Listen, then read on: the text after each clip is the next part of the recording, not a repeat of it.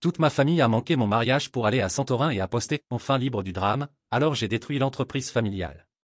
Le matin de mon mariage, mon père m'a envoyé un message « Nous ne venons pas ». Cet après-midi-là, mon oncle a posté une photo, toute ma famille sur un bateau à Santorin. Légende, enfin libre du drame. J'ai répondu, timing parfait. Ce soir-là, j'ai annulé mon contrat d'entreprise et bloqué tous les comptes corporatifs.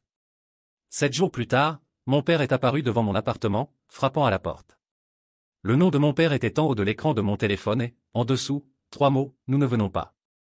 Cela n'a pas eu de sens immédiatement. Ma première pensée n'a pas été la colère ou la tristesse. C'était la confusion. Il devait y avoir plus dans le message. Quelque chose de coupé, peut-être même une suite en route. Mais quand j'ai touché la notification, c'était tout. Juste ces 3 mots. Sans ponctuation, sans explication.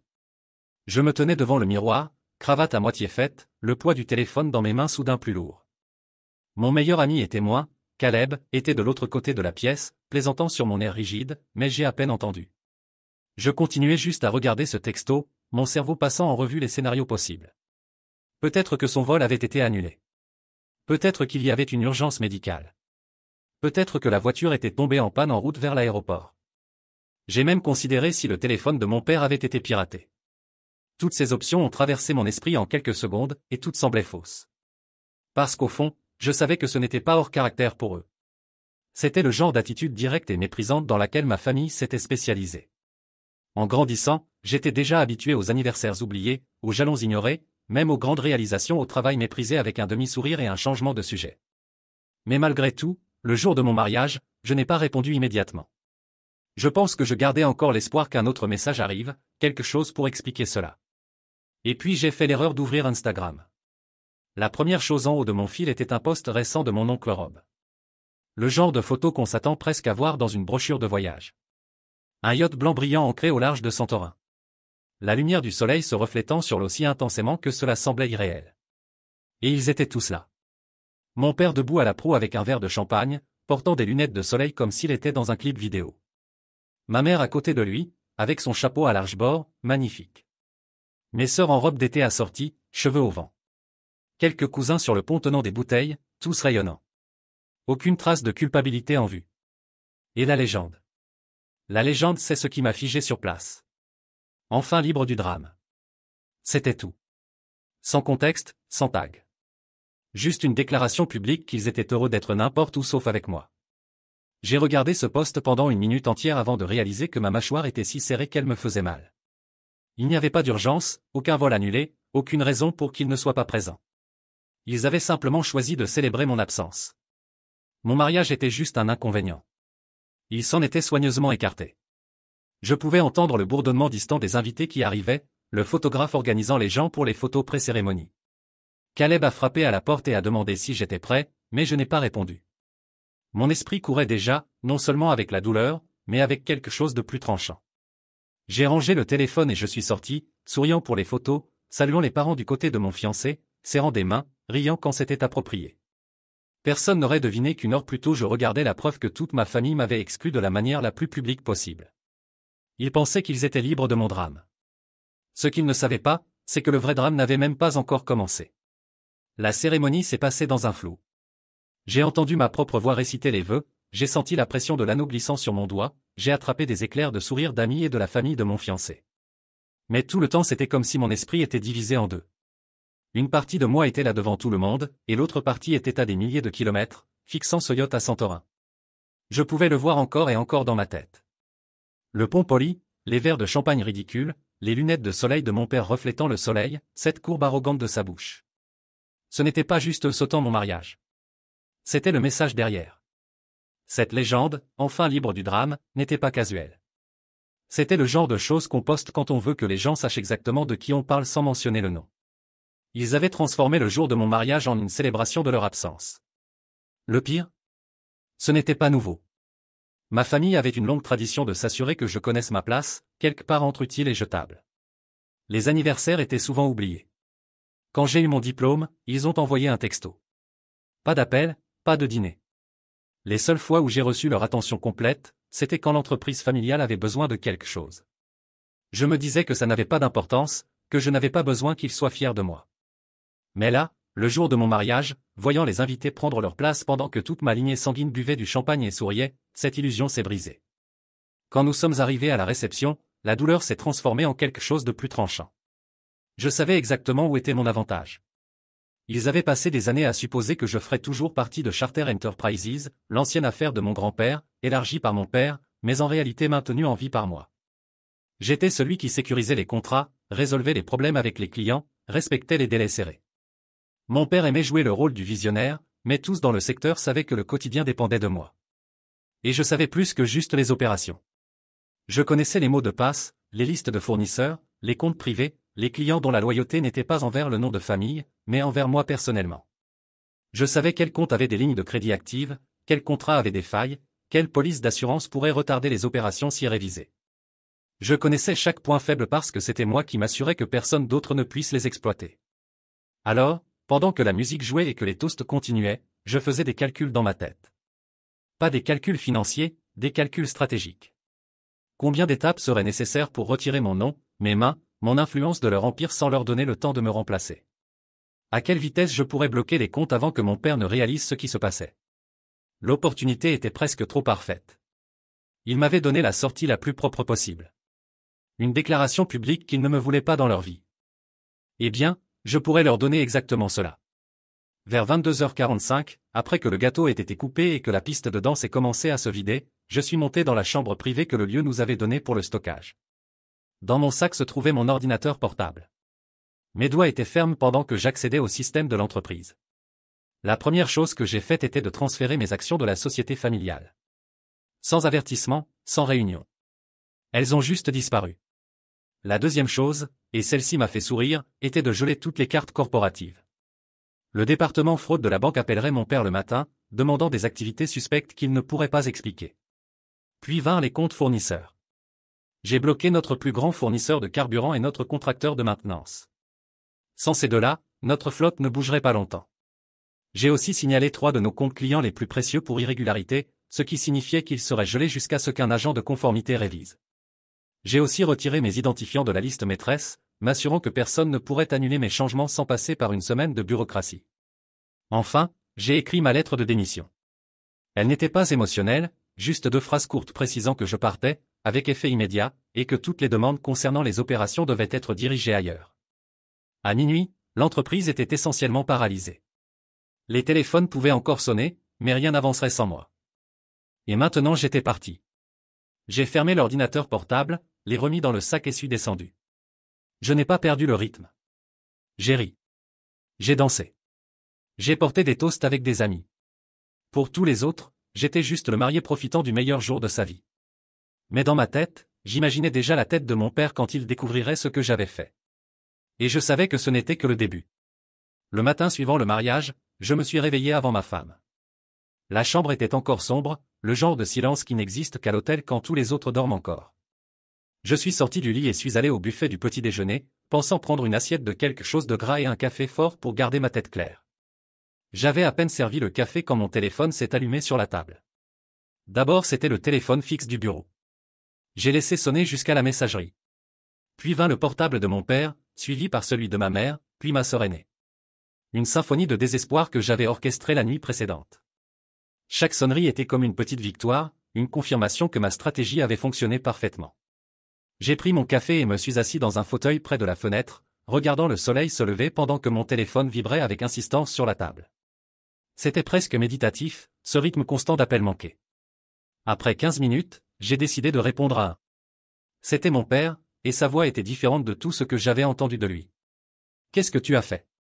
Il n'y avait pas le ton autoritaire habituel, cette arrogance désinvolte qu'il utilisait pour me parler depuis que j'étais enfant.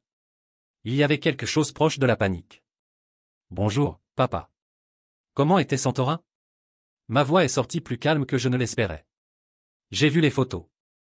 Vous sembliez libre. Il y a eu une longue pause. Je pouvais l'entendre respirer lourdement de l'autre côté de la ligne. Tu dois annuler ça. Maintenant. Peu importe ce que tu as fait avec les comptes, avec les systèmes, tu dois réparer. En fait, je n'ai pas besoin de le faire. J'ai pris une gorgée du café. Il était parfait. Tu as vu ma lettre de démission ? J'ai essayé d'être bien clair. C'est infantile. Tu détruis des années de travail à cause d'un malentendu. Malentendu. Le mot a résonné dans ma tête pendant un moment. Comme si avoir choisi publiquement de m'humilier le jour de mon mariage était juste une erreur de communication. Ce n'était pas un malentendu, papa. C'était un choix. Vous avez choisi d'être libre du drame, tu te souviens? Eh bien, maintenant vous êtes vraiment libre. De moi, de mon expertise, de mes contacts, de ma dévotion. Félicitations. Écoute-moi. Maintenant la voix revenait au ton familier, cette tentative de m'intimider qui marchait toujours quand j'étais plus jeune. Tu ne peux pas simplement partir et tout emporter avec toi. Cette entreprise appartient à la famille. Et je ne fais apparemment plus partie de cette famille. Je me suis levé du fauteuil et ai marché vers la fenêtre. En bas, les gens commençaient à bouger dans les rues, allant au travail, vivant leur vie normale. Tu l'as dit toi-même, à travers ton silence éloquent et la performance Instagram d'Oncle Rob. Je pouvais l'entendre parler avec quelqu'un en arrière-plan, probablement ma mère ou une de mes sœurs. Voix tendue, discussion rapide. Puis il est revenu au téléphone. Écoute, peut-être qu'on a exagéré. Mais tu sais comment c'est, parfois ces voyages surgissent à la dernière minute, et on a pensé. Vous avez pensé quoi? Que je ne remarquerai pas? Que j'accepterais simplement que toute ma famille ait décidé qu'un yacht à Santorin était plus important que mon mariage. Ma voix a commencé à monter un peu, mais je me suis contrôlé. Je ne voulais pas réveiller ma femme. Ou vous avez pensé que je continuerais à être l'idiot utile qui maintient tout en marche pendant que vous me traitez comme un meuble? Ce n'est pas comme ça que. C'est exactement comme ça. Je l'ai coupé. Et tu sais ce qui est drôle? Vous avez toujours supposé que j'avais besoin de vous. Que sans le nom de famille, sans l'entreprise, sans votre approbation, je ne serais rien. Mais vous avez découvert quelque chose d'intéressant hier soir, n'est-ce pas? Silence. Vous avez découvert que c'est moi qui maintiens tout en marche. Que sans moi, vous n'avez pas accès au compte, vous ne pouvez pas faire bouger la flotte, vous ne pouvez même pas retirer d'argent des cartes corporatives. J'ai ri doucement. Ça a dû être une matinée intéressante.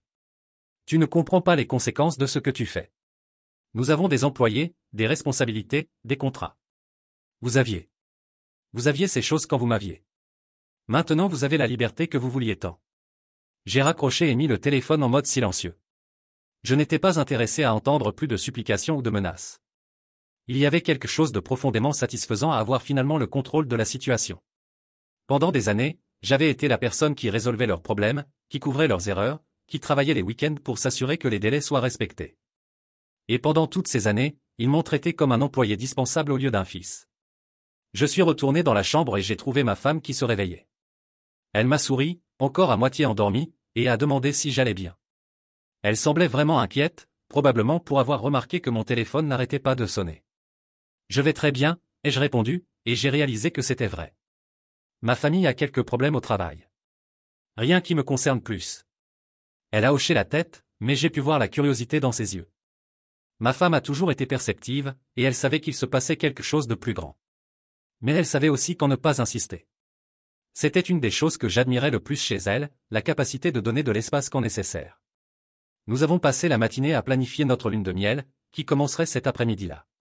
Nous allions au Costa Rica, 2 semaines dans un resort isolé où je n'aurais pas besoin de penser aux affaires, à la famille, à rien d'autre qu'à profiter des premiers jours de mon mariage. Mais dans un coin de mon esprit, je savais qu'à notre retour, je devrais faire face aux conséquences de ce que j'avais fait. Non pas que je le regrette. Au contraire, chaque vibration silencieuse de mon téléphone me donnait une petite dose de satisfaction. C'était la première fois de ma vie que j'avais quelque chose qu'il voulait et qu'il ne pouvait pas simplement prendre ou ignorer. Vers midi, pendant que nous faisions nos valises, ma femme a commenté négligemment, « Ta famille doit bien s'amuser à Santorin. J'ai vu les photos que ton oncle a postées. » J'ai arrêté de plier les chemises et les regarder. Il y avait quelque chose dans le ton de sa voix, une neutralité prudente qui suggérait qu'elle en savait plus qu'elle ne le laissait paraître. Ouais, il semble bien profiter. Je ne savais pas exactement ce qu'elle savait, mais j'ai décidé d'être honnête. Ils ont annulé à la dernière minute. Ils ont envoyé un message le matin du mariage. Elle a lentement hoché la tête, continuant à organiser ses affaires. Ça a dû être difficile. Ça l'était. Je me suis arrêté et les regardé. Mais c'était aussi révélateur. Elle m'a fait un petit sourire, presque imperceptible. Parfois les gens nous montrent exactement qui ils sont, et on a juste besoin de les croire. C'était exactement ça. Ma famille m'avait montré exactement ce que je représentais pour eux, un inconvénient qui pouvait être écarté quand c'était pratique. La différence maintenant était que je n'étais plus disposé à ignorer cette réalité. Le vol pour le Costa Rica était tranquille. Mon téléphone était en mode avion, et pour la première fois en année, je ne ressentais pas cette anxiété constante d'être toujours disponible pour résoudre les problèmes de l'entreprise.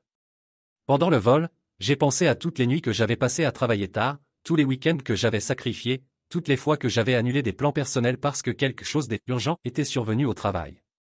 Et pourquoi? Pour être traité comme un employé par mes propres parents. Pour que mes jalons personnels soient ignorés, mes sentiments écartés, ma présence considérée comme optionnelle. Quand nous avons atterri à San José, j'ai allumé le téléphone pendant quelques minutes juste pour voir les dégâts. Il y avait 47 appels manqués et 23 messages textes. La plupart de mon père, quelques-uns de ma mère, quelques-uns de mes sœurs. Il y en avait même quelques-uns de cousins qui ne s'étaient jamais donné la peine de m'appeler avant. Un message a attiré mon attention. C'était de mon cousin Derek, un de ceux qui apparaissaient souriant dans les photos de Santorin. Mec, il faut annuler ça. Toute l'entreprise s'est arrêtée. Les employés sont renvoyés chez eux. Intéressant. Même les bénéficiaires des vacances familiales étaient inquiets maintenant. J'ai répondu avec un message simple, problème résolu. Je ne travaille plus là. J'ai éteint le téléphone à nouveau et l'ai mis au fond de la valise. Les 2 prochaines semaines seraient juste à ma femme et moi. Le resort était exactement ce dont nous avions besoin. Isolé, luxueux sans être ostentatoire, avec vue sur l'océan et service impeccable. Pendant les premiers jours, j'ai réussi à me déconnecter complètement. Je ne pensais pas à l'entreprise, je ne pensais pas à ma famille, je ne pensais pas aux conséquences de ce que j'avais fait. J'existais simplement dans le présent, profitant de chaque moment avec la personne que j'avais choisie comme ma vraie famille. Mais au 4e jour, la curiosité a commencé à me consumer. Pendant des années, j'avais été le centre des opérations de l'entreprise. Il y avait une partie de moi qui se demandait s'ils avaient réussi à trouver un moyen de contourner les blocages que j'avais implémentés, s'ils avaient réussi à remplacer mon expertise et mes connaissances. J'ai allumé le téléphone pendant quelques minutes, juste pour jeter un coup d'œil rapide. 84 appels manqués. 52 messages textes. 15 emails du département juridique de notre entreprise. 8 emails de clients demandant des retards dans les contrats. Et un message qui m'a fait sourire, offre d'emploi, concurrent principal offre poste de directeur avec augmentation de 40% plus participation aux bénéfices. Apparemment, la nouvelle que j'avais quitté l'entreprise familiale circulait déjà dans le secteur. Et nos concurrents étaient intéressés. J'ai montré le message à ma femme pendant le dîner. Elle l'a lu attentivement puis m'a regardé avec un sourire espiègle. Il semble que tu sois plus précieux que ta famille ne le pensait. Il semble que oui. J'ai pris une gorgée du vin. Mais tu sais ce qui est drôle? Pendant toutes ces années, j'ai pensé que j'avais besoin de leur approbation. Que sans l'entreprise familiale, je serais rien. Et maintenant? J'ai regardé l'océan, où le soleil se couchait dans des tons orange et roses. Maintenant je réalise que c'est eux qui ont besoin de moi. Et ils l'ont découvert de la pire façon possible. Le lendemain matin, j'ai décidé d'appeler le concurrent qui avait envoyé l'offre d'emploi. C'était une entreprise que je respectais, dirigée par des gens qui connaissaient le secteur aussi bien que moi. La conversation a été brève mais productive. Ils étaient vraiment intéressés, et pas seulement à cause de mon expérience, mais parce qu'ils savaient que j'avais accès à des informations et des relations qui pourraient les aider à conquérir une part significative du marché que ma famille avait toujours dominé. Je n'ai pas accepté l'offre immédiatement, mais j'ai clairement indiqué que j'étais intéressé. Je voulais réfléchir aux implications, en discuter avec ma femme, peut-être parler avec un avocat des possibles questions de non-concurrence. Mais la graine était plantée. Je n'avais pas seulement quitté l'entreprise familiale, j'envisageais de rejoindre la concurrence. Et j'emporterais avec moi tout ce que je savais sur les points faibles, les stratégies et les opportunités de marché. Si ma famille voulait être libre du drame, ils étaient sur le point de découvrir que le vrai drame ne faisait que commencer. Le reste de la lune de miel s'est passé dans un brouillard de planification silencieuse. J'alternais entre des moments de pur bonheur matrimonial et des sessions de stratégie mentale qui me laissaient électriser d'une façon que je n'avais pas ressentie depuis des années. Ma femme percevait mon changement d'humeur, comment je devenais plus animé après certains rappels, comment mes yeux brillaient quand je parlais de possibilités futures. « Tu planifies quelque chose ?» a-t-elle dit un après-midi pendant que nous étions allongés sur la plage. Ce n'était pas une question. Je considère des options. Je me suis tourné pour la regarder. Des options auxquelles je n'ai jamais pensé avoir. Elle a ajusté ses lunettes de soleil. Ta famille t'a encore appelé aujourd'hui? Mon père a essayé. Ma mère aussi. J'ai ri sèchement. Même ma plus jeune sœur a envoyé un message disant que j'étais égoïste et que je devais penser à la famille, point. Et tu vas revenir? La question est restée suspendue dans l'air chaud de l'après-midi.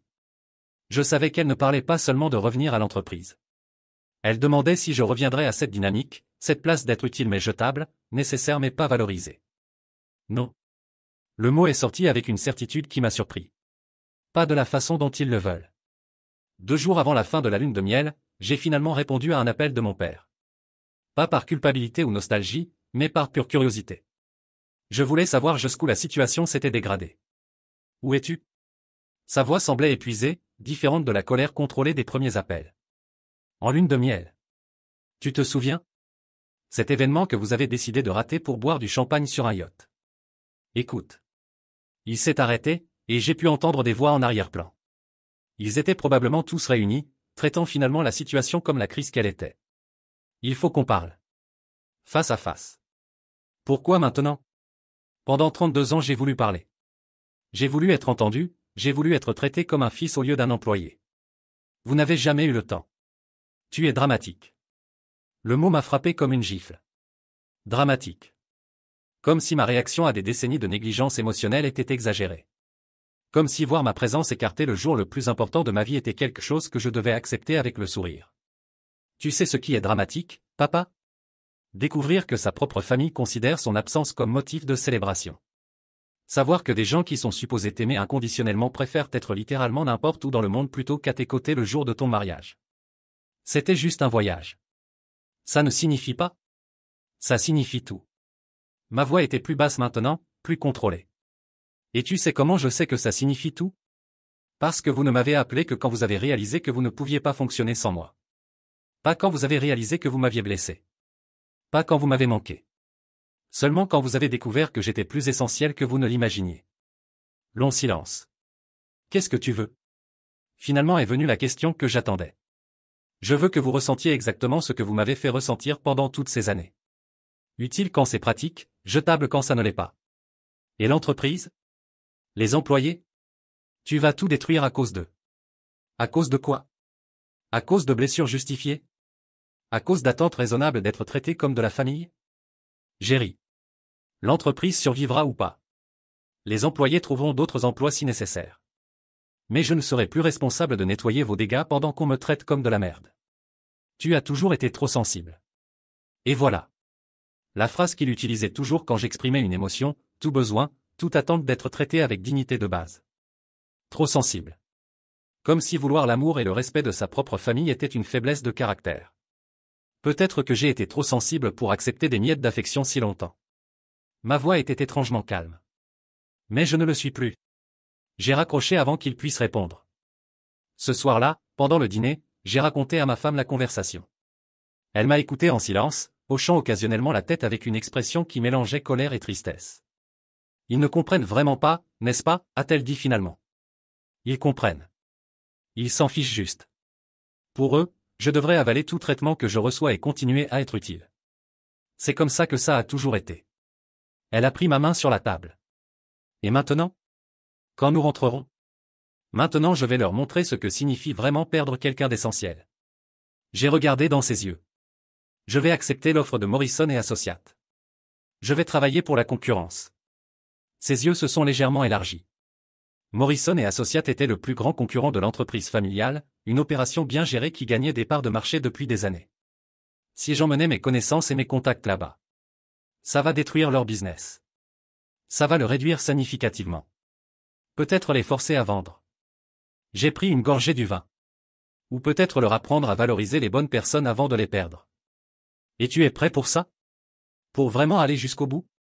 La question a résonné dans mon esprit pendant un moment. Étais-je prêt? Pour potentiellement détruire l'héritage de mon grand-père? Pour mettre des cousins et des oncles en difficulté financière? Pour être le méchant de l'histoire familiale pour toujours? Ils ont pris la décision pour moi quand ils ont posté cette photo. Ma voix était ferme. Quand ils ont écrit « Enfin libre du drame » en sachant que je la verrais. Ils ont déclaré la guerre en premier. Le dernier jour de la lune de miel, je me suis réveillé avant le lever du soleil et j'ai marché sur la plage. L'eau était calme, presque miroir, reflétant les premières couleurs de l'aube. J'ai pensé à tous les levers de soleil que j'avais manqués au fil des années, arrivant au bureau avant 7 heures pour résoudre les problèmes que mon père avait créés, pour couvrir les engagements que mes sœurs avaient oubliés, pour maintenir la réputation de famille intacte pendant qu'ils vivaient leur vie sans conséquences. J'ai sorti le téléphone de ma poche et j'ai tapé un email à James Morrison, le PDG de Morrison et Associates. James, merci pour l'offre. J'accepte les termes discutés. Je peux commencer lundi après mon retour. J'espère que vous êtes prêts pour une expansion agressive dans le secteur transport et logistique. J'ai beaucoup de connaissances à partager. J'ai envoyé avant de pouvoir repenser. 15 minutes plus tard, mon téléphone a sonné. James était évidemment réveillé tôt, anticipant probablement ma réponse. Vous êtes sûr de ça, a-t-il demandé.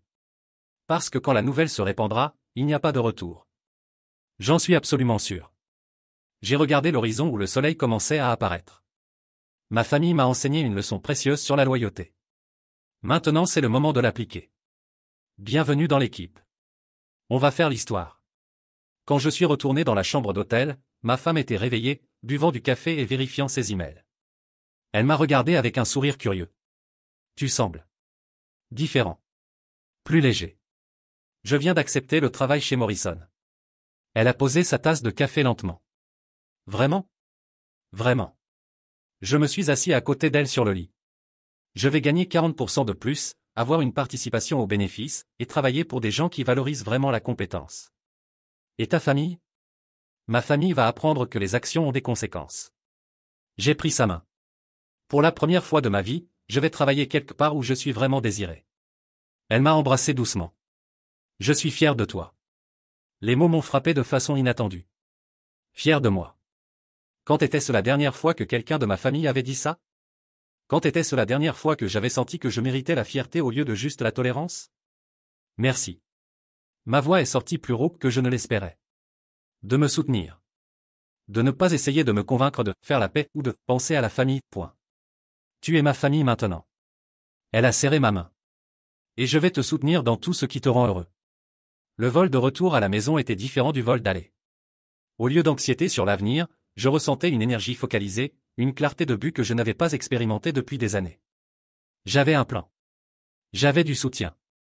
Et j'avais, pour la première fois de ma vie, le pouvoir de contrôler ma propre narrative. Quand l'avion a atterri, j'ai allumé le téléphone et le résultat était exactement ce que j'attendais. Des dizaines de messages, des appels désespérés, des emails d'avocats. Mais aussi quelque chose de nouveau, des messages d'ex-collègues de l'industrie me félicitant pour la nouvelle opportunité chez Morrison. La nouvelle circulait déjà. Un message en particulier a attiré mon attention. C'était de mon cousin Derek, le même qui était apparu souriant dans les photos de Santorin. Mec, tout le monde parle que tu vas travailler pour Morrison. S'il te plaît, dis-moi que c'est juste une rumeur pour faire pression sur l'oncle. J'ai répondu immédiatement, ce n'est pas une rumeur. Je commence lundi. Salutations de Santorin à tous. L'ironie n'est pas passée inaperçue. Ils avaient utilisé Santorin comme décor pour leur déclaration d'indépendance de moi. Maintenant j'utilisais la même référence pour déclarer mon indépendance d'eux. Pendant le trajet de l'aéroport à la maison, ma femme a demandé si j'étais nerveux. Non. Et c'était vrai. Je suis impatient. Pour la première fois depuis des années, j'ai hâte de travailler. Et s'ils essaient de t'arrêter? Procès? Accord de non-concurrence? J'ai souri. Ils peuvent essayer. Mais je connais chaque contrat que j'ai signé, chaque clause, chaque faille. Et en plus, j'ai fait une pause, savourant le moment. Ils devraient admettre publiquement dans un tribunal que je suis si essentiel à leurs opérations que mon absence constitue un dommage à l'entreprise. Ils devraient expliquer pourquoi quelqu'un d'indispensable est indispensable. Elle a ri. Tu as pensé à tout, n'est-ce pas? J'ai eu beaucoup de temps pour réfléchir. Des décennies, en fait. Quand nous sommes arrivés à la maison, il y avait 3 voitures dans notre allée. J'ai immédiatement reconnu la BMW de mon père, la Mercedes de ma mère, et l'Audi de ma sœur aînée. Ils attendaient. Tu veux que j'entre avec toi? A demandé ma femme, sa main déjà sur la poignée de la porte. Non. C'est quelque chose que je dois régler seul. J'ai embrassé son front. Mais merci de demander. Ça signifie plus que tu n'imagines. Elle a hoché la tête et a pris les petites valises. Je serai là-dedans si tu as besoin de moi. J'ai respiré profondément et j'ai marché vers la porte d'entrée. Avant que je puisse mettre la clé dans la serrure, la porte s'est ouverte. Mon père était là, paraissant plus vieux que dans mes souvenirs. Il y avait des cernes sombres sous ses yeux, et sa posture habituelle de confiance était visiblement ébranlée. Il faut qu'on parle. Sa voix était basse, presque suppliante. Maintenant vous voulez parler. Je suis passé devant lui et suis entré dans ma propre maison. Comme c'est pratique. Dans le salon étaient ma mère et ma sœur Sarah. Ma mère était assise rigidement sur le canapé, les mains croisées sur les genoux, pendant que Sarah marchait nerveusement d'un côté à l'autre. Toutes deux m'ont regardé quand je suis entré, et pendant un moment il y a eu un silence total. Alors. J'ai lâché mon bagage à main sur le sol. Comment puis-je vous aider aujourd'hui? Tu peux commencer par arrêter cette attitude sarcastique. Sarah a arrêté de marcher et m'a regardé fixement. Tu sais exactement pourquoi on est ici. En fait, je ne sais pas. Je me suis assis dans le fauteuil qui faisait face à eux tous. Vous pouvez clarifier? Parce que la dernière fois que j'ai su, vous étiez libre du drame. Je pensais que ça incluait me parler. Ma mère a finalement parlé, sa voix tremblant légèrement. Nous avons fait une erreur. Une erreur. J'ai répété le mot, le savourant. Façon intéressante de décrire une humiliation publique calculée. Ce n'était pas calculé, mon père est intervenu. Le voyage est survenu à la dernière minute, et nous. Vous quoi? Vous avez oublié que j'existais? Vous avez oublié que c'était mon mariage? Ou vous avez simplement décidé qu'Ariot était plus important que votre fils? Tu déformes les choses, Sarah a dit. Nous avons expliqué à tout le monde que c'était une urgence familiale. Quelle urgence? Ma voix est montée d'une octave. L'urgence de ne pas vouloir être présent à mon mariage. L'urgence de devoir poster des photos célébrant mon absence? La légende Instagram était mal pensée, ma mère a admis. Rob n'aurait pas dû. Rob n'aurait pas dû quoi? Écrire exactement ce que vous ressentiez tous? Enfin libre du drame. De mon drame. De ma présence gênante dans votre vie parfaite. Il y a eu un autre silence. Je pouvais voir qu'il luttait, essayant de trouver les bons mots pour me manipuler pour revenir là où il me voulait. Utile, mais silencieux. Présent, mais invisible. Regarde, mon père a finalement dit, peut-être qu'on n'a pas été assez sensible à la situation. Mais tu as réagi de façon complètement disproportionnée. Disproportionnée. J'ai ri, mais il n'y avait pas d'humour dans le son. Vous trouvez disproportionné que j'arrête de travailler gratuitement pour des gens qui me méprisent? Personne ne te méprise, ma mère a protesté. Alors pourquoi vous ne m'appelez jamais à moins d'avoir besoin de quelque chose? Pourquoi mes anniversaires passent inaperçus? Pourquoi mes réussites sont reçues avec indifférence, mais mes erreurs sont rappelées pour toujours? Tu es encore dramatique, Sarah a murmuré. Dramatique. Le mot a résonné dans la pièce. Vous savez que c'est exactement le mot que vous utilisez chaque fois que j'exprime une émotion? Chaque fois que j'ose suggérer que je mérite d'être traité avec dignité de base? Dramatique. Je me suis levé du fauteuil et j'ai commencé à marcher, imitant inconsciemment ce que Sarah avait fait quelques minutes plus tôt. Vous voulez savoir ce qui est vraiment dramatique? C'est toute une famille qui abandonne un mariage pour prendre des vacances. C'est poster sur Instagram en célébrant cette décision. C'est appeler désespérément seulement quand vous découvrez que vous ne pouvez pas fonctionner sans la personne que vous avez abandonnée. Nous sommes venus ici pour régler ça, mon père a dit, sa patience commençant à s'épuiser. Pour trouver une solution. La solution a déjà été trouvée. Vous avez obtenu ce que vous vouliez, vous êtes libre de moi. Et j'ai obtenu ce dont j'avais besoin, je suis libre de vous. Et Morrison? Sarah a demandé, sa voix chargée d'accusation. Tu vas vraiment travailler pour notre concurrent? Je vais travailler pour des gens qui me respectent. S'il se trouve qu'ils sont vos concurrents, c'est votre problème, pas le mien.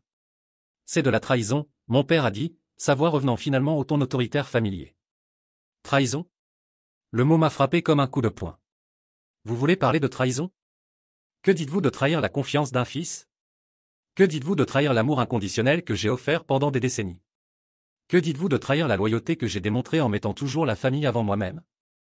Tu détruis l'héritage de ton grand-père, ma mère a dit, des larmes commençant à se former dans ses yeux. Et voilà la manœuvre émotionnelle que j'attendais. L'appel à l'héritage, à la tradition, à la culpabilité générationnelle. C'était toujours comme ça qu'ils me contrôlaient, en me faisant sentir responsable de préserver quelque chose qu'ils étaient eux-mêmes prêts à nuire avec leur négligence. L'héritage de mon grand-père a déjà été détruit, ai-je répondu calmement. Il a été détruit au moment où vous avez transformé une entreprise familiale en une opération où une seule personne faisait le vrai travail pendant que les autres récoltaient les bénéfices. Ce n'est pas vrai, Sarah a protesté. Non. Alors expliquez-moi comment vous avez réussi à maintenir l'entreprise en marche les 2 dernières semaines sans moi. J'ai croisé les bras. Dites-moi combien de contrats ont été finalisés, combien de clients ont été servis, combien d'argent est entré. Silence. Exactement. Vous n'avez pas pu. Parce que vous savez, comme je le sais, que j'étais la seule chose qui maintenait cette entreprise en vie. Et maintenant que je ne suis plus là. J'ai haussé les épaules. Eh bien, vous découvrez la vraie valeur de ce que vous avez perdu. Nous pouvons te compenser, mon père a dit rapidement. Augmenter ta participation dans l'entreprise, te donner plus de responsabilités officielles. Plus de responsabilités? J'ai ri. J'avais déjà toutes les responsabilités. Ce que je n'avais pas, c'était la reconnaissance, le respect ou même de la gratitude de base. Tu sais qu'on t'aime, ma mère a dit, les larmes coulant maintenant sur son visage. La phrase est restée suspendue dans l'air. Ils m'aimaient. Peut-être que c'était vrai, à leur façon tordue et conditionnelle. Mais l'amour sans respect, sans considération, sans réciprocité, n'était qu'un mot vide. Si vous m'aimiez, j'ai dit lentement, vous auriez été à mon mariage. Si vous m'aimiez, vous n'auriez pas eu besoin d'une crise financière pour venir me parler. Si vous m'aimiez, vous sauriez que traiter quelqu'un comme un employé dispensable et puis attendre une dévotion inconditionnelle, ce n'est pas de l'amour. C'est de l'exploitation. Alors c'est ça? Sarah a demandé. Tu vas vraiment tout détruire à cause d'un malentendu? Ce n'était pas un malentendu, j'ai répété pour la 3e fois. C'était un choix. Vous avez choisi de me montrer exactement ce que je signifie pour vous. Et maintenant je choisis d'agir basé sur cette information. Mon père s'est levé, sa frustration débordant finalement. Tu es puéril. Tais-tu. Tu blesses des gens innocents à cause de ton orgueil blessé. Des gens innocents? Ma voix était dangereusement basse. Comme j'étais innocent quand vous avez décidé de m'humilier publiquement? Comme j'étais innocent pendant toutes les fois où j'ai été traité comme un citoyen de seconde classe dans ma propre famille. Nous n'avons jamais. Vous avez toujours. Je l'ai coupé. Et vous savez ce qui est drôle? Vous pensez que je fais ça par orgueil. Mais je ne le fais pas. Je le fais par autopréservation. Parce que j'ai finalement compris que rester dans une situation où je suis irrespecté et sous-valorisé n'est pas noble. C'est de l'autodestruction. Il y a eu une longue pause pendant qu'ils traitaient mes paroles. Je pouvais voir dans leurs expressions qu'ils commençaient à comprendre qu'il n'y avait aucun argument, chantage émotionnel ou promesse qui me ferait changer d'avis. Et si ma mère a commencé hésitante, et si nous nous excusions? Publiquement? Admettions que nous avions tort? Et après, j'ai demandé. Après que vous ayez obtenu ce que vous voulez, combien de temps avant qu'on retourne à l'ancienne dynamique? Combien de temps avant que je redevienne le fils utile mais invisible? Elle n'a pas répondu parce qu'elle n'avait pas de réponse.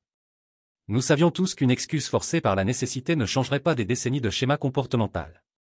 Vous avez eu 32 ans pour me traiter comme de la famille, j'ai continué. 32 ans pour me montrer que mon bien-être importait autant que le vôtre. 32 ans pour équilibrer ce que vous receviez de moi avec ce que vous me donniez en retour. Et maintenant c'est trop tard? Sarah a demandé, sa voix petite. Maintenant j'ai d'autres options. Des gens qui me veulent, pas seulement qui ont besoin de moi. Un endroit où mon travail est valorisé, pas seulement attendu. J'ai regardé chacun d'eux. Vous m'avez appris que les relations sont transactionnelles. Que l'amour est conditionnel. Que la présence est optionnelle. Félicitations, j'ai appris la leçon.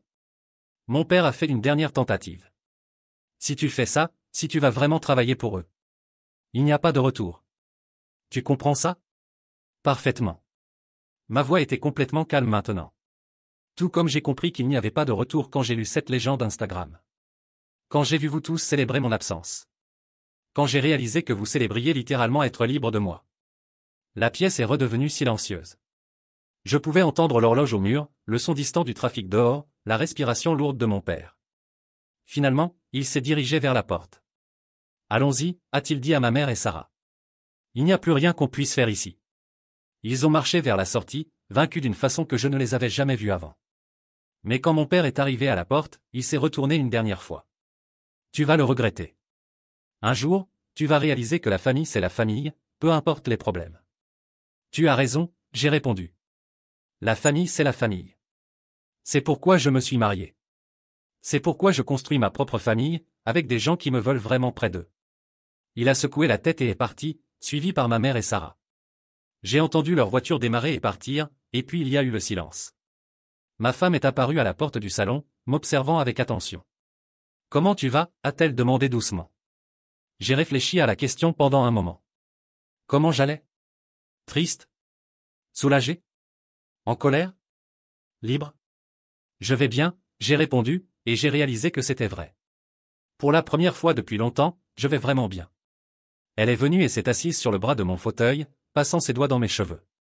Aucun regret. J'ai regardé la porte par laquelle ma famille venait de sortir. Des gens qui m'avaient élevé, que j'avais aimé inconditionnellement pendant des décennies, qui étaient maintenant effectivement des étrangers pour moi. Aucun regret, j'ai dit avec certitude. Juste du soulagement. Le lundi, quand j'ai marché à travers les portes de Morrison et Associates, j'ai ressenti quelque chose que je n'avais pas expérimenté depuis des années, une anticipation genuine pour le travail. James Morrison m'a reçu personnellement, m'a présenté à l'équipe comme un grand renfort, et m'a donné un bureau avec vue sur la ville. Ma première tâche était de réviser tous les contrats et relations que je connaissais du côté de la concurrence. Chaque point faible que je savais qui existait. Chaque opportunité que mon ancienne entreprise avait gaspillée. Et pendant que je travaillais, souriant genuinement pour la première fois depuis des mois, j'ai su que j'avais finalement appris la leçon la plus importante de ma vie. Parfois, la meilleure façon de s'aimer soi-même est d'arrêter d'accepter des miettes de gens qui devraient vous donner un banquet. 3 semaines après avoir commencé chez Morrison et Associates, mon téléphone a sonné pendant le déjeuner. C'était un numéro que je ne reconnaissais pas, mais quand j'ai répondu, la voix était reconnaissable. « Tu es content maintenant ?» C'était ma sœur Sarah, mais sa voix sonnait différente. Brisée. « Tu as obtenu ce que tu voulais. » Ce que je voulais était une famille qui me respectait. Ce que j'ai obtenu était un travail qui me valorise. Ce n'est pas exactement la même chose. Nous avons dû licencier 12 personnes aujourd'hui. Sa voix a tremblé. 12 familles qui n'ont maintenant plus de revenus à cause de ton caprice. Le mot « caprice » m'a frappé comme toujours, mais cette fois il ne m'a pas fait reculer. Au lieu de ça, il m'a rendu plus résolu. Drôle comme vous ne vous êtes jamais soucié de ces familles quand vous dépensiez l'argent de l'entreprise en yacht à Santorin. Mais maintenant qu'il y a des conséquences à vos choix, soudain vous vous souciez des employés. C'est différent et tu le sais. C'est différent parce que maintenant vous subissez les conséquences. J'ai fait une pause, organisant mes pensées. Sarah, pourquoi tu m'appelles vraiment? Ce n'est pas pour les employés licenciés. C'est parce que vous avez finalement compris que vous ne savez pas comment diriger l'entreprise sans moi. Il y a eu un silence de l'autre côté de la ligne. Nous avons trouvé quelques problèmes dans les contrats que tu as structurés. Quelques clauses qu'on ne comprend pas complètement. J'ai souri. C'était exactement ce que j'attendais. Pendant des années, ils avaient supposé que le travail que je faisais était simple, facilement remplaçable. Maintenant ils découvraient que la connaissance institutionnelle ne peut pas être répliquée du jour au lendemain. Et vous voulez que j'explique ces clauses pour vous? Ce serait la bonne chose à faire. La bonne chose. J'ai répété le mot. Comme c'était la bonne chose d'abandonner mon mariage. Comme c'était la bonne chose de célébrer publiquement être libre de moi. Nous nous sommes déjà excusés pour ça. Non, vous ne l'avez pas fait. Vous avez offert des excuses comme monnaie d'échange pour obtenir ce que vous voulez. Il y a une énorme différence. Je l'ai entendu soupirer profondément. Qu'est-ce qu'il faudra pour que tu nous aides? Pour que tu reviennes? La question est restée suspendue dans l'air. Qu'est-ce qu'il faudrait? Pendant des semaines, j'avais fantasmé sur ce moment, peu suppliant finalement, reconnaissant ma valeur, admettant qu'ils avaient été cruels. Il n'y a rien que vous puissiez faire, j'ai finalement répondu. Parce que le problème n'est pas ce qui s'est passé. C'est qui vous êtes. Et vous n'avez pas changé. Vous voulez juste que je redevienne utile. Ce n'est pas vrai. Sarah, réponds-moi honnêtement. Si je résolvais les problèmes de contrat pour vous maintenant, si je sauvais l'entreprise, vous m'incluriez dans les prochaines vacances familiales? Vous vous souviendriez de mon anniversaire? Vous traiteriez mes réussites avec le même enthousiasme que vous traitez les vôtres? Le silence s'est étendu si longtemps que j'ai pensé qu'elle avait raccroché. Nous pourrions essayer. Nous pourrions essayer n'est pas pareil que bien sûr que oui. Et cette hésitation me dit tout ce que j'ai besoin de savoir. À ce moment, James Morrison est apparu à la porte de mon bureau, a fait un signe et a pointé l'horloge. Nous avions une réunion avec un client important dans 15 minutes. Sarah, je dois y aller. J'ai une réunion avec des gens qui veulent vraiment ma présence. Attends. Sa voix était désespérée maintenant. Et si nous t'offrions de diriger l'entreprise? Officiellement? Papa pense à prendre sa retraite plus tôt. L'offre m'a pris par surprise.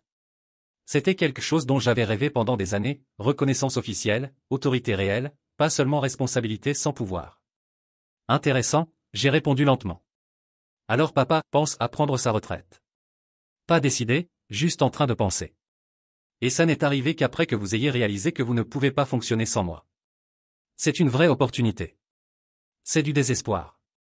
Et même si c'était une offre genuine, même si vous me faisiez PDG demain, est-ce que ça changerait le fait que vous ne me valorisez que quand vous avez besoin de moi? Est-ce que ça effacerait des décennies de me traiter comme un citoyen de seconde classe? Nous pourrions recommencer à zéro.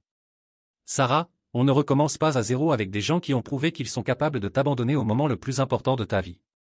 On ne construit pas un futur avec des gens qui célèbrent publiquement ton absence. Je pouvais l'entendre pleurer maintenant, et pendant un moment mon cœur s'est serré. Malgré tout, elle était encore ma sœur. Il y avait des souvenirs d'enfance, des moments de connexion genuine, des années d'histoire partagée. Mais puis je me suis souvenu de la photo du yacht. Je me suis souvenu d'elle souriant, verre à la main, célébrant être libre de mon drame. Je me suis souvenu de combien de fois au fil des années elle était restée silencieuse quand nos parents me rabaissaient, quand mes réussites étaient ignorées, quand j'étais traité comme un employé au lieu d'un fils. Sarah, j'ai dit doucement, je suis désolé que vous traversiez des difficultés.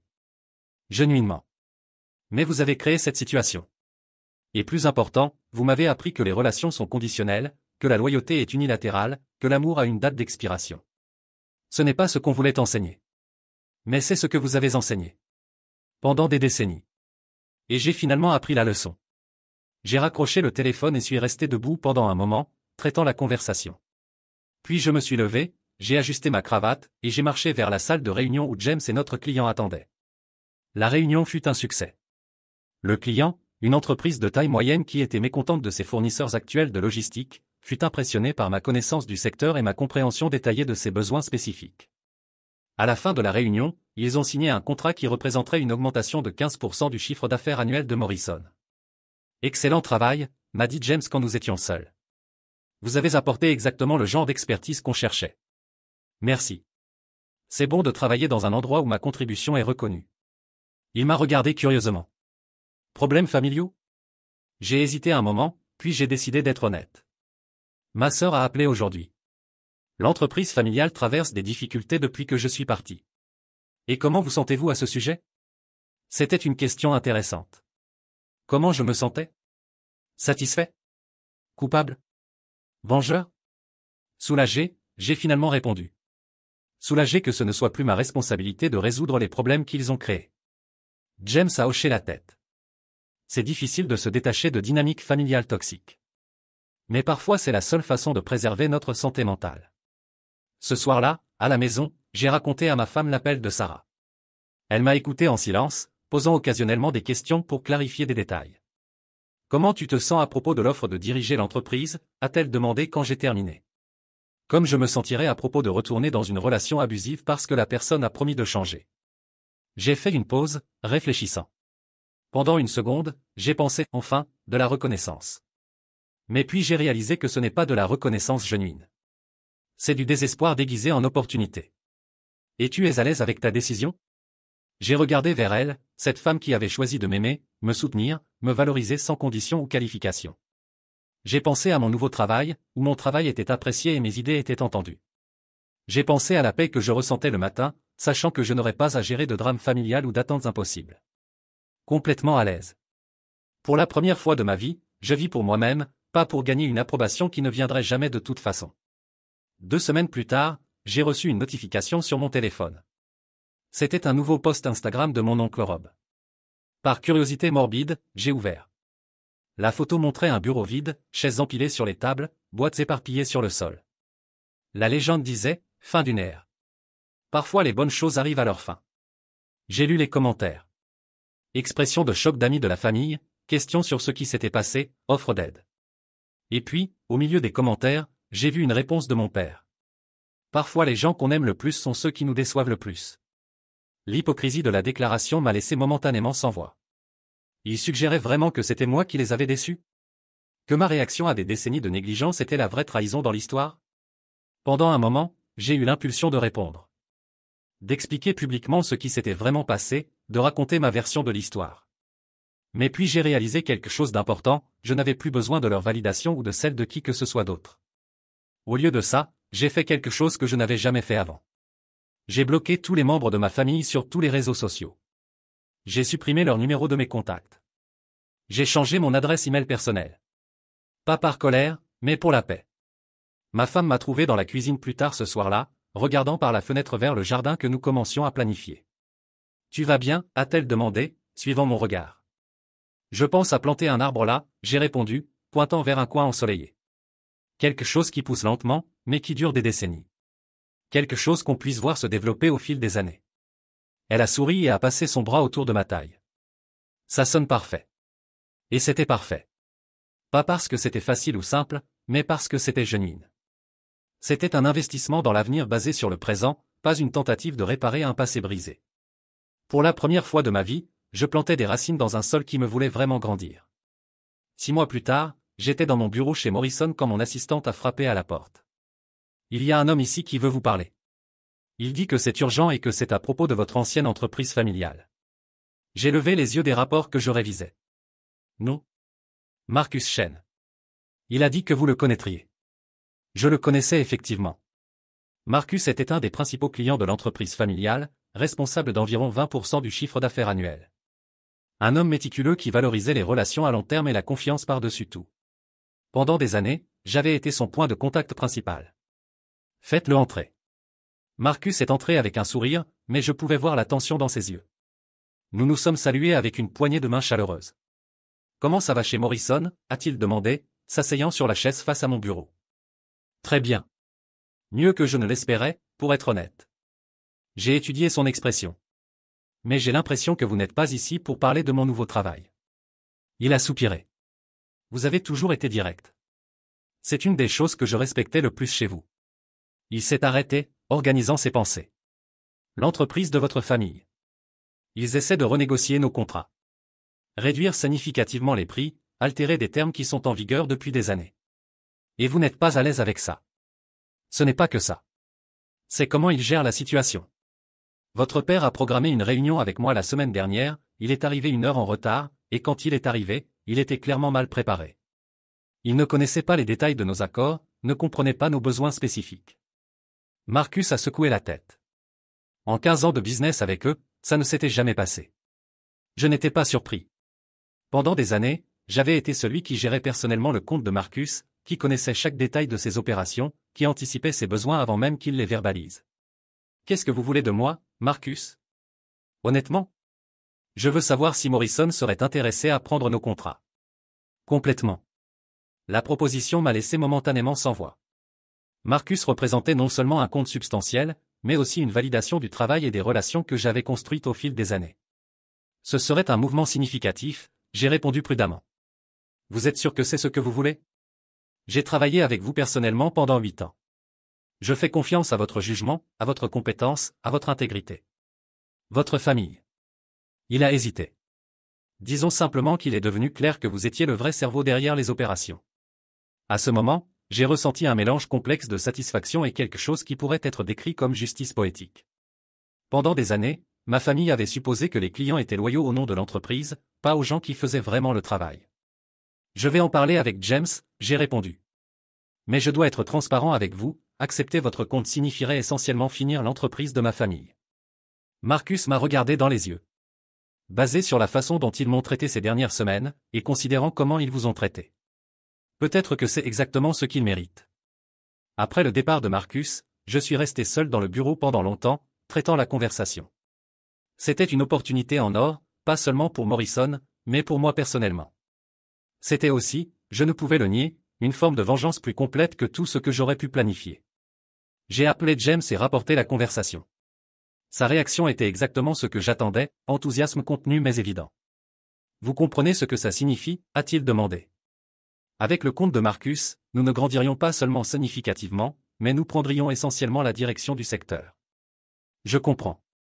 Je comprends aussi que ça finirait probablement définitivement l'entreprise de ma famille. Il y a eu une pause. Et comment vous vous sentez à ce sujet? C'était la question que je me posais depuis que Marcus était sorti de mon bureau. Comment je me sentais? Coupable? Vengeur? Satisfait? Je sens que finalement les choix ont des conséquences, j'ai répondu. Pendant des décennies, ils ont fait de mauvais choix, professionnellement et personnellement, et j'étais toujours là pour minimiser l'impact. Maintenant ils expérimentent les vraies conséquences de leurs actions. Alors vous voulez procéder? Je veux. Mais avec une condition. Laquelle? Quand ça arrivera, et que la nouvelle se répandra dans le secteur, je veux être transparent sur mon histoire avec l'entreprise. Je ne vais pas mentir ou minimiser ce qui s'est passé si on me demande. James a ri. Considérant comment ces histoires circulent dans notre industrie, je pense que votre famille fait déjà face à quelques questions inconfortables sur pourquoi ils vous ont perdu. Ce soir-là, j'ai raconté à ma femme la proposition de Marcus. Elle m'a écouté attentivement, posant des questions occasionnelles pour clarifier des détails. Comment tu te sens vraiment à ce sujet, a-t-elle demandé quand j'ai terminé. J'ai pensé à la question pendant un long moment. Tu te souviens quand nous étions enfants et qu'il y avait ce gosse à l'école qui embêtait toujours les autres? Et les professeurs disaient toujours, ignore-le, il va s'arrêter éventuellement? Elle a hoché la tête. Mais il ne s'arrêtait jamais. En fait, ça empirait parce qu'il n'y avait pas de conséquences. Et puis, un jour, quelqu'un ripostait finalement, et soudain l'embêteur devenait la victime. J'ai fait une pause. C'est comme ça que je me sens. Pendant des années, j'ai ignoré le comportement de ma famille, espérant que ça s'améliorerait. Mais ça ne s'est jamais amélioré parce qu'il n'y avait pas de conséquences. Et maintenant il y en a. Maintenant il y en a. Et ce ne sont pas des conséquences que j'ai créées par vengeance, ce sont des conséquences naturelles de leur propre choix. Ils ont choisi de me maltraiter, choisi de ne pas valoriser mon travail, choisi de célébrer publiquement mon absence. Maintenant ils découvrent ce que ces choix ont vraiment coûté. Une semaine plus tard, Marcus a signé avec Morrison. Le contrat était structuré pour que la transition se fasse graduellement sur 3 mois, permettant que ces opérations continuent sans interruption. Le même jour, j'ai reçu un appel de mon cousin Derek. Sa voix était tendue, presque chuchotant. Tu savais pour Marcus? Je l'ai su il y a une semaine. Et tu n'as rien dit? Tu n'as pas essayé d'empêcher? La question m'a irrité. Pourquoi j'essaierais d'empêcher? Parce qu'on est famille. Parce que ça va tout finir. Derek, ma voix était calme mais ferme, où étais-tu à mon mariage? Silence. Où étais-tu quand j'étais humilié publiquement par ma propre famille? Quand vous célébriez être libre du drame à Santorin? C'était différent. C'était exactement la même chose. Vous avez pris une décision qui m'a nui sans considérer les conséquences. Maintenant je prends des décisions qui me bénéficient sans considérer comment ça vous affecte. Mais des gens vont perdre leur travail. Des gens ont déjà perdu leur travail à cause de vos mauvaises décisions. La différence c'est que maintenant vous ressentez l'impact personnellement. 2 mois plus tard, j'ai reçu un autre appel téléphonique inattendu. C'était ma mère, mais sa voix était presque méconnaissable, petite, brisée, désespérée. S'il te plaît, a-t-elle commencé sans préambule. Tu peux au moins parler avec ton père? Il ne va pas bien. Comment ça, il ne va pas bien? Il ne dort pas, mange à peine. Il est obsédé par l'entreprise, reste éveillé toute la nuit essayant de comprendre où tout a mal tourné. Sa voix a tremblé. Les médecins disent que c'est le stress, mais je pense que c'est plus que ça. Je pense qu'il comprend finalement. Comprend ce qu'il a perdu. Pendant un moment, j'ai ressenti une pointe de quelque chose, pas exactement de la culpabilité, mais peut-être de la compassion. Malgré tout, cet homme était encore mon père. Qu'est-ce que tu veux que je fasse? J'ai demandé. Juste parle avec lui. D'homme à homme. Laisse-le expliquer. J'ai accepté de rencontrer mon père, mais pas à la maison ou au bureau. J'ai choisi un café neutre au centre-ville, un endroit public où aucun de nous ne se sentirait à l'aise de faire une scène. Il est arrivé 10 minutes en retard, paraissant plus vieux que ses années réelles. Il y avait quelque chose de brisé dans sa posture, une fragilité que je n'avais jamais vue avant. Merci d'être venu, a-t-il dit, s'asseyant lourdement sur la chaise en face de la mienne. Maman a dit que tu voulais parler. Il a regardé ses mains pendant un long moment avant de parler. Tu as gagné. Ce n'était pas une compétition, papa. Non. Il m'a regardé dans les yeux pour la première fois. Parce qu'on dirait que tu as planifié tout ça. La sortie dramatique, voler nos clients, détruire tout ce qu'on a construit. Et voilà, même dans sa défaite, même face à la destruction de son héritage, il ne pouvait toujours pas accepter la responsabilité. C'était encore ma faute, ma vengeance, ma cruauté. Je n'ai rien volé, j'ai répondu calmement. Marcus est venu vers moi. Comme d'autres clients viendront, parce qu'ils savent qui s'occupait vraiment de leurs affaires. Tu aurais pu refuser. Tu aurais pu les rediriger vers nous. Pourquoi? Pourquoi ferais-je ça pour des gens qui ont publiquement célébré être libres de moi? Il est resté silencieux pendant un moment. Ce post Instagram. C'était une erreur. Ce n'était pas une erreur. C'était une révélation. C'était vous montrant exactement ce que vous ressentiez à mon sujet, à propos de ma présence dans votre vie. On ne voulait pas dire. Vous vouliez dire exactement ça. Et j'ai finalement cru en vous. Mon père a mis ses mains sur son visage, et pendant un moment j'ai pensé qu'il allait pleurer. Quand il a parlé de nouveau, sa voix était étouffée. Je ne savais pas. Je ne savais pas à quel point on dépendait de toi. À quel point. À quel point tu faisais. Tu savais. Vous saviez tous. Vous vous en fichiez simplement, tant que je continuais à faire. Qu'est-ce que je peux faire? Il m'a regardé avec des yeux qui paraissaient des décennies plus vieux. Pour réparer ça. Pour te ramener. Rien. Le mot est resté suspendu entre nous comme une sentence finale. Il n'existe rien? Papa, tu me demandes ce que tu peux faire pour me ramener après que j'ai construit une nouvelle vie, trouver des gens qui me respectent, et finalement expérimenter ce que c'est d'être valorisé. J'ai fait une pause, choisissant mes mots soigneusement. Tu me demandes d'abandonner tout ça pour redevenir le fils utile mais invisible que j'étais avant. Ça pourrait être différent. Basé sur quoi? Sur des décennies de preuves du contraire? Sur la façon dont vous m'avez traité jusqu'au moment où vous avez réalisé que vous aviez besoin de moi. Il n'a pas répondu parce qu'il n'y avait pas de réponse. Tu veux savoir la vérité? J'ai continué. Si vous étiez venu à mon mariage, si vous vous étiez excusé genuinement pour des années de négligence, si vous aviez montré que vous pouviez me valoriser avant de me perdre. Peut-être que cette conversation serait différente. Et maintenant? Maintenant vous faites face aux vraies conséquences de vos choix. Et je vis les récompenses des miens. Je suis resté silencieux pendant un moment, observant cet homme qui avait été une figure si dominante dans ma vie, maintenant réduit à une version fragile de lui-même. Papa, je n'ai pas fait ça pour te blesser. Je l'ai fait pour me sauver. Pour finalement mettre mon propre bonheur et bien-être en premier. Et si ça signifie nous détruire? Alors vous avez été détruits par les conséquences de vos propres actions, pas par les miennes. Il s'est levé lentement, semblant porter le poids du monde sur ses épaules. Je suis désolé. Pour tout. Pour ne pas avoir été le père que tu méritais. C'étaient les premiers mots genuinement responsables que j'entendais de lui. Mais ils arrivaient trop tard. Merci de le dire, j'ai répondu. Ça signifie quelque chose, même si ça ne change rien. Il a hoché la tête et s'est éloigné, son dos courbé par la défaite. 3 semaines plus tard, j'ai appris par un collègue de l'industrie que l'entreprise familiale avait déclaré faillite. Les dettes, les contrats perdus, l'incapacité d'opérer sans la connaissance institutionnelle que j'avais emmenée avec moi, tout s'était combiné pour créer une situation insoutenable. Ce soir-là, ma femme et moi étions dans le jardin, arrosant l'arbre que nous avions planté des mois plus tôt. Il était encore petit, mais ses racines s'approfondissaient, ses branches s'étendant vers le soleil. « Comment tu te sens à propos des nouvelles ?» a-t-elle demandé doucement. J'ai pensé à la question en observant notre petit arbre. Comment je me sentais? Triste de la perte de quelque chose qui avait un jour été important? Satisfait que justice soit enfin rendue? Libre du poids de responsabilité qui n'aurait jamais dû être mienne?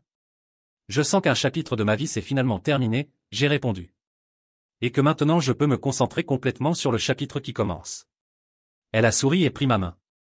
Et comment est ce nouveau chapitre? J'ai regardé notre maison, où nous avions créé un foyer basé sur le respect mutuel et l'amour genuin. J'ai pensé à mon travail, où mon expertise était valorisée et mes idées étaient entendues. J'ai pensé à tous les matins que je commençais maintenant avec anticipation au lieu d'appréhension.